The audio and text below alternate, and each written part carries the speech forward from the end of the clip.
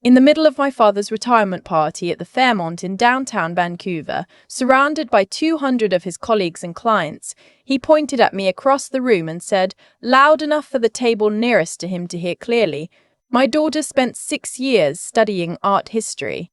6 years. You know what that buys you? A very expensive hobby. He laughed. Several people laughed with him. My older brother Theo, standing at his elbow with a glass of scotch, smiled into his drink. I was 31 years old. I had just been named lead curator at the Garneau Contemporary, one of the most respected independent galleries in British Columbia, and I stood there in my good black dress with a canapé I no longer wanted in my hand, feeling exactly like I had at 17. But my father had no idea what was coming, and neither, honestly, did I. My name is Isla Mackay. I am 33 years old, and this is the story of how I stopped trying to earn a place at a table that was never set for me. My father built his name in commercial real estate. Douglas Mackay didn't just work in Vancouver's property market. He was one of the people who shaped it, deal by deal, through the 90s boom and the early 2000s correction, and every cycle since. He was the kind of man who walks into a room and rearranged it without touching anything. Contractors deferred to him. City councillors took his calls. He had the handshake and the anecdote and the memory for names that made people feel chosen just to be in his orbit. Theo got all of it. My brother is 4 years older than me and built like the version of our father that our father would have designed himself. Broad-shouldered, easy with strangers, comfortable in a negotiation. He followed Dad into the business straight out of UBC Sarda School and spent the next decade becoming the person Dad talked about at every dinner table, every holiday gathering, every chance encounter with a family friend. I was the other one. Not the difficult one. Not the rebellious one. Just the one who liked the wrong things. I drew constantly as a kid, filled sketchbooks with buildings and faces, spent Saturdays at the Vancouver Art Gallery when my friends were at the mall. My mother, who passed away when I was 22, understood it. She was a quiet, careful woman who had studied literature at McGill before she married my father, and gradually folded that part of herself away like a letter she kept in a drawer. She would take me to gallery openings, let me stay up late to watch art documentaries, drive me to Saturday morning studio classes in Kitsilano. She used to tell me that paying attention to beautiful things was itself a form of intelligence, that the ability to look closely at the world and say something true about it was a skill, not a decoration. I believed her. I still do. But in our house, the currency was different. I remember the night I was accepted to the University of Toronto's art history program with a merit scholarship. I was 18. I had been carrying the acceptance letter in my backpack for 2 days, waiting for the right moment. We were having dinner, and Theo had just told my parents that he landed a summer analyst position at a downtown development firm. The table erupted. My dad refilled everyone's wine. My mother smiled warmly at Theo and caught my eye across the table in a way that said, "Your turn, go." So I slid the letter across the table. My father picked it up, glanced at the U of T letterhead, and set it down next to the bread basket without opening the full page. He looked at me with the expression he used for zoning amendments he found tedious. "Art history," he said. It wasn't a question, it was the way you'd read out a diagnosis. "It's a full merit scholarship," I said. "They only offer 12 per year nationally." "I'm sure it's a fine school," he said, and handed the letter back to me. Then he turned to Theo and asked him something about the firm's current project pipeline. My mother reached under the table and pressed my hand once, hard, and then let go. I took the scholarship. I went to Toronto. I worked harder than I had known I could work, fell in love with the discipline of it, the way art history wasn't just about images, it was about context, power, money, politics, grief. Who commissioned what and why? What a painting reveals about the world that made it. What it conceals. I graduated at the top of my cohort, spent 2 years at a mid-sized Toronto gallery, then came home to Vancouver for a position at the Garneau. I had built something real. I knew it. Most of the people around me knew it. My father had a different accounting system. At family dinners, Theo's deals were discussed in detail. Square footage, timelines, the names of the investors involved. My work was treated like a pleasant personal habit, like someone's yoga practice or their sourdough starter. Mildly interesting, certainly not serious. When I mentioned that the Gano had just secured a major acquisition that would require my team to travel to Montreal and Quebec City for authentication work, my father nodded and asked Theo how the Burnaby project's rezoning application was going. I got used to being background noise in my own family. I told myself it didn't matter. I told myself I was fine. I was not fine. I was just very practiced at pretending. The person who first noticed the difference was a woman named Priya Nair. She was a senior fellow at the Emily Carr Institute, specializing in contemporary Indigenous Canadian art, and she came to the Gano as a consultant on a project I was leading, an exhibition that would be the largest survey of West Coast contemporary Indigenous artists we had ever mounted. She was sharp, meticulous, and had approximately zero patience for institutional timidity. She also had a way of watching you when you spoke that made you feel simultaneously very seen and very accountable. We spent 3 weeks working closely together, and at the end of the first week she asked me to lunch at a spot on Main Street, a small Vietnamese place that she insisted made the best pho in the city. Over noodles and the kind of direct conversation I had not had in years, she asked me why I consistently hedged my own assessments in meetings. "You know more than you're letting on," she said. "You qualify everything. You're doing it right now. You just said, I think the attribution might possibly be worth revisiting. You don't think it might possibly be. You know it needs to be revisited. So why the softening?" I didn't have a clean answer. I said something vague about institutional culture and collaborative process. She looked at me steadily. "Someone taught you that your certainty was a problem," she said. "That's not a criticism. I'm just naming it."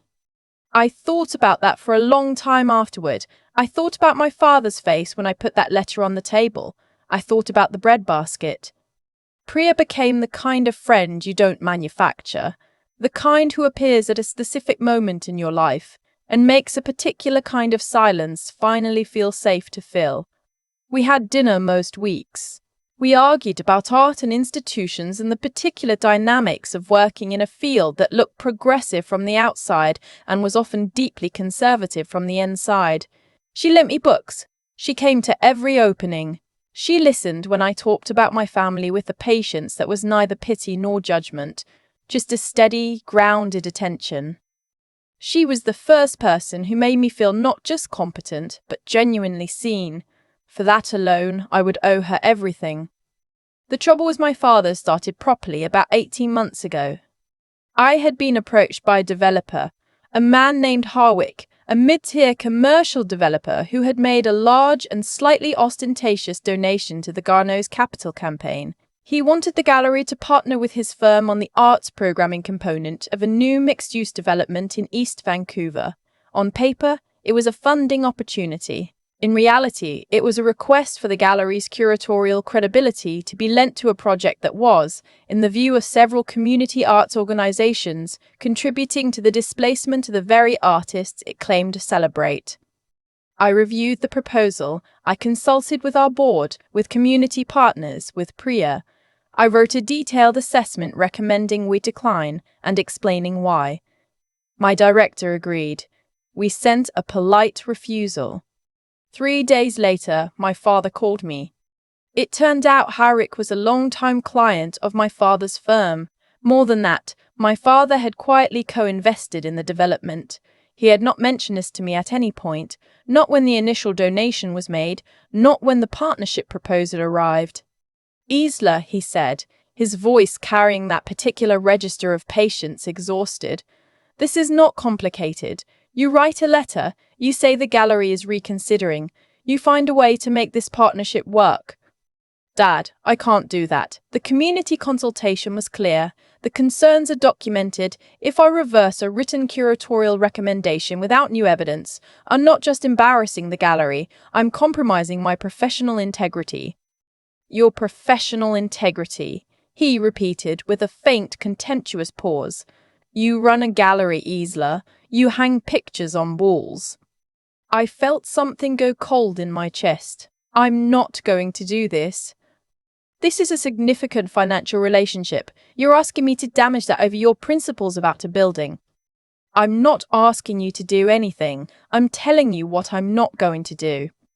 Then you're being naive and frankly selfish. This is how the real world works. Theo understands this. I had hoped you eventually would too. He ended the call. I sat in my office in the fading afternoon light with my hands very still in my lap and thought, there it is, after all this time. There is what I was always dealing with. I didn't know yet that it was going to get much worse. The following weeks were a slow, grinding kind of bad. My father began making calls, not to me, around me.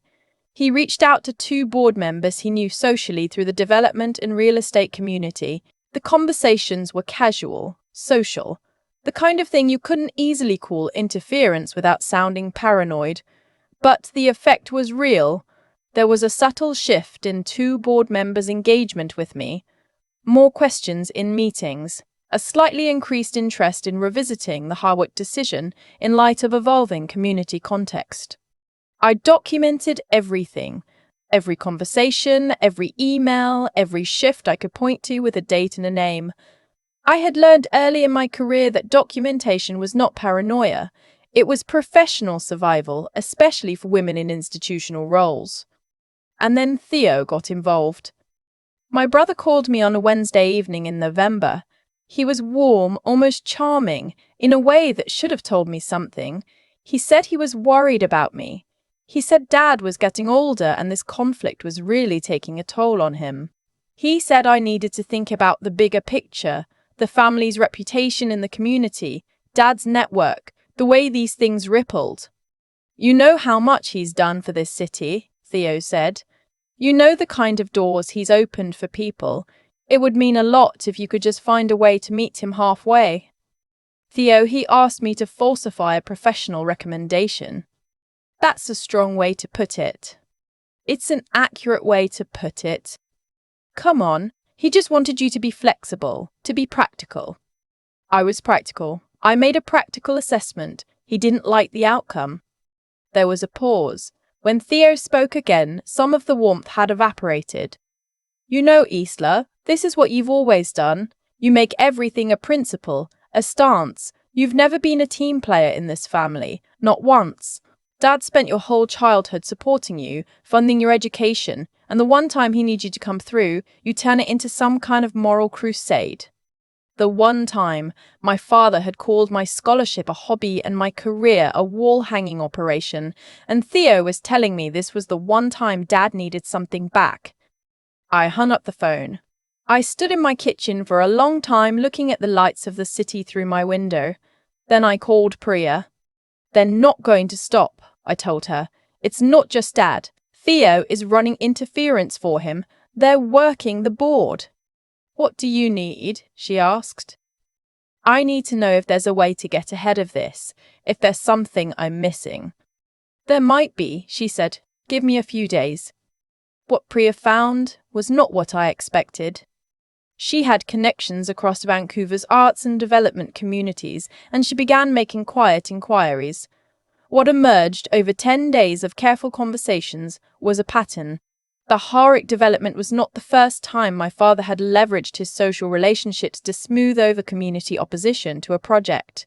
There was a neighbourhood arts centre in East Vancouver that had faced a sudden and mysterious withdrawal of municipal grant support after its board had publicly opposed a Mackay-adjacent development 2 years earlier. There were 2 other instances of community organisations that had experienced odd pressure at the board level after friction with projects in my father's network. None of it was provable in a clean, legal sense, but it was a pattern. It was a history, and Harwick himself, it turned out, had a documentation problem. The development's community benefit commitments, the affordable artist studio spaces, the percentage of below-market units had been quietly revised downward in an amendment filed 8 months after the original approval. The revision had not been widely noticed, but it was public record. I spent 3 weeks working with Priya and a journalist she trusted at a Vancouver civic affairs outlet, a careful, meticulous person named Ren, who spent her career covering the intersections of real estate, municipal governance, and community displacement. We gave her everything we had documented, not the unprovable pattern, but the Harwick Amendment, the gallery's written community consultation record, the timeline of my father's calls to the board members, all verifiable, all sourced. I also did something I had never done before. I called 3 of the community arts organizations that had been affected by projects in my father's network and told them what I knew. I asked them if they would be willing to speak on record about their experiences.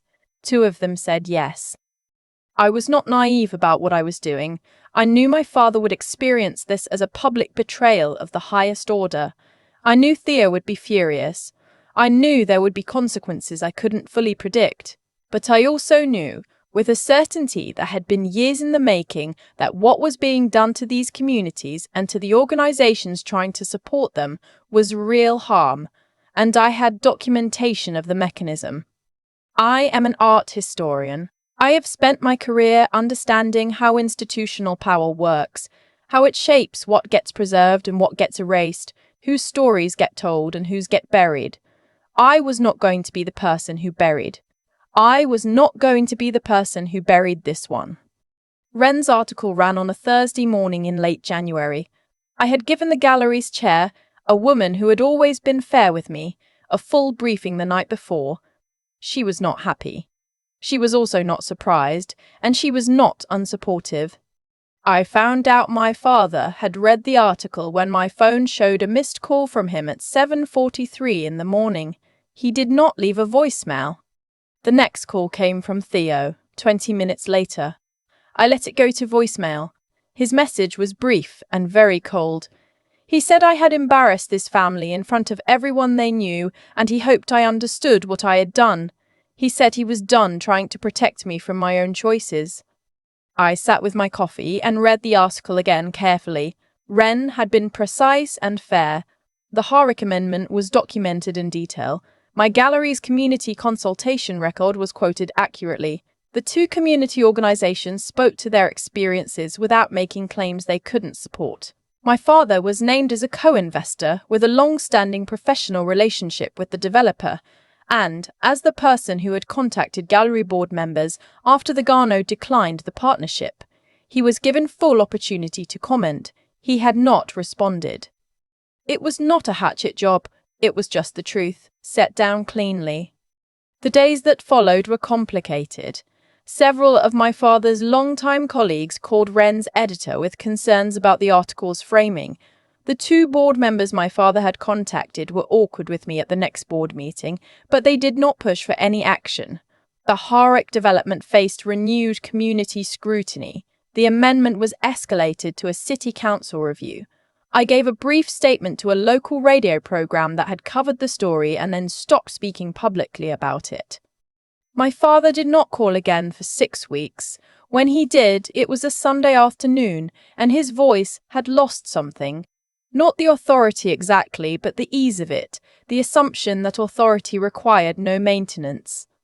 He asked if I could meet him. I said I could. We met at a Tim Hortons near his office, which told me something about the state of his mind. My father had not set foot in a Tim Hortons since I was approximately 8 years old. He was already there when I arrived, sitting with a large coffee, his hands around the cup the way old men hold things that are warm.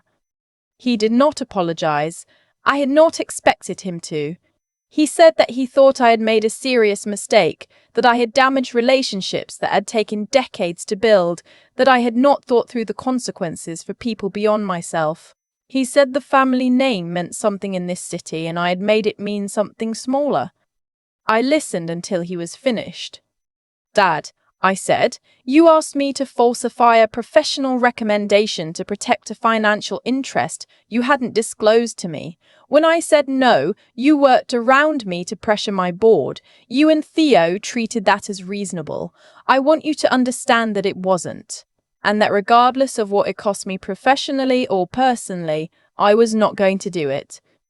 He looked at me for a moment. The lines of his face were deeper than I remembered. "You are always too much like your mother," he said finally. It wasn't an insult. It wasn't a compliment. It was just what he said when he had run out of other things. I stood up. I put on my coat. "I'm not going to stop living my own life because it inconveniences you," I said. "I hope things go well for you, but I'm not going to keep trying to earn something you've already decided I don't get." I walked out into the cold February air on Burrard Street and stood on the pavement for a moment with my eyes closed, feeling the wind off the water. I felt something release in my chest. Not joy, not vindication. Something quieter. Like a door I had been holding closed for a very long time, finally being allowed to rest against its frame. The gallery hosted the opening of the Indigenous Contemporary Survey 3 months later.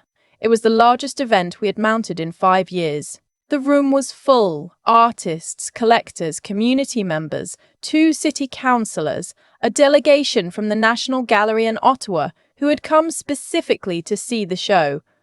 Prior gave a short address that made several people cry, including me. The artist we had built the centerpiece installation around was a young Musqueam woman who had never had a solo show of this scale before. When I watched her standing in front of her work, talking to visitors, I thought about my mother's French dictionary, about all the things that don't look like weapons until the moment they are. After the event, as the last guests were leaving, Priya found me by the windows at the back of the gallery, looking out at the North Shore Mountains going dark against the sky. "Well," she said, and handed me a glass of wine. "Well," I said. We stood there for a while without saying anything else. It was enough. I have not rebuilt a relationship with my father. I am not sure it is possible to rebuild something that was never quite constructed in the first place. He is not a cruel man.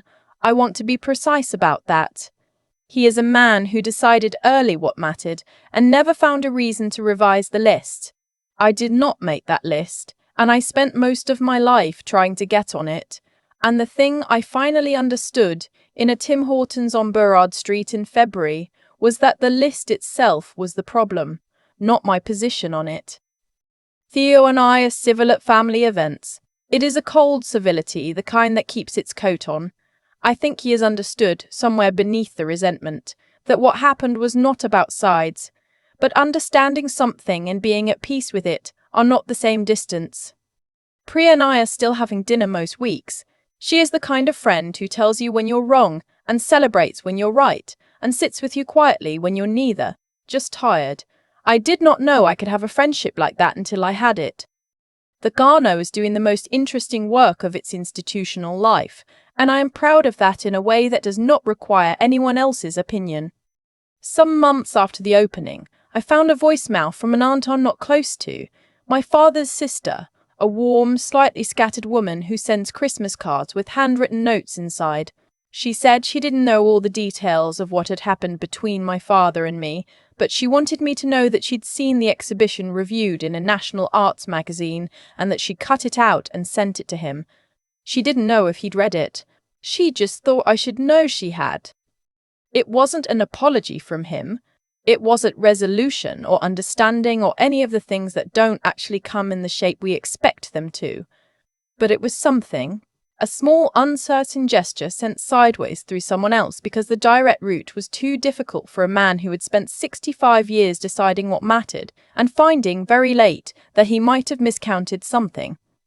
I pinned the magazine review to the board in my office, next to a photograph of my mother at a gallery opening from before I was born. Young, smiling, holding a glass of wine, looking at something outside the frame of the picture. I have wondered for years what she was looking at. I think maybe I know now. I spent a long time trying to be seen by a person who had already decided what he was looking at. I am done waiting for his eyes to move. I have my own work to do, and it is good work, and it is mine. There's a photograph of my mother on my office wall. She's young in it. Younger than I am now, standing at a gallery opening somewhere in Montreal, holding a wine glass, looking at something just outside the frame. I've spent years wondering what she was looking at. I think she was looking at the version of herself she had quietly set aside, the one who loved words and ideas and beautiful things, the one who got folded away year by year until she fit the shape of someone else's life. I almost did the same thing, not because anyone forced me, but because the pull of wanting to be seen by the people who were supposed to see you first. That pull is not small, it follows you. It sits at dinner tables and graduation ceremonies and retirement parties in hotel ballrooms. It waits. And if you're not careful, you spend your best years rearranging yourself trying to satisfy it, and you never quite do, and eventually you look up and the photograph is of someone else entirely. What I know now is that what happened between me and my father wasn't really about art history, or a scholarship, or a letter sitting next to a breadbasket. It was about what happens when a person has decided what matters and stops asking whether the list is right. My father is not a bad man. He is a man who built something real and measured everything else against it. That kind of certainty has its own gravity. It pulled Theo in completely. It almost pulled me in too. But here's what I've come to understand. Sitting in an office with my mother's photograph and a magazine review pinned to the board beside it, the actions we take in the face of real pressure don't lie. When my father asked me to falsify a recommendation to protect his investment, and when I said no, and when he went around me anyway, that sequence revealed something that no amount of family dinner conversation ever had. And when Priya sat across from me in that Vietnamese restaurant on Main Street and said, simply, "Someone taught you your certainty was a problem," that revealed something too. The truth of a situation doesn't announce itself.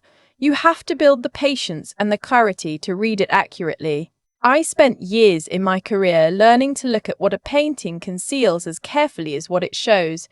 It took me much longer to apply that same attention to my own life.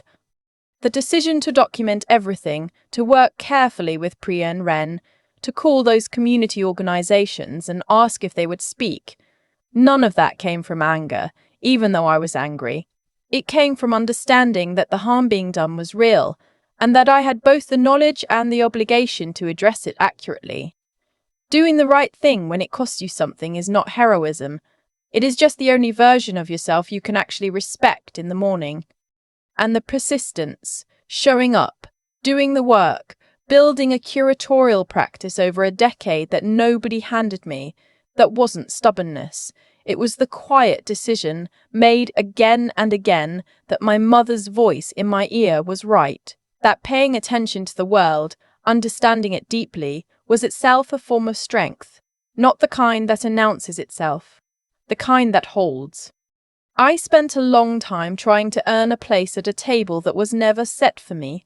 What I found, eventually, was that I'd been building my own table the entire time. I just hadn't looked up long enough to see it.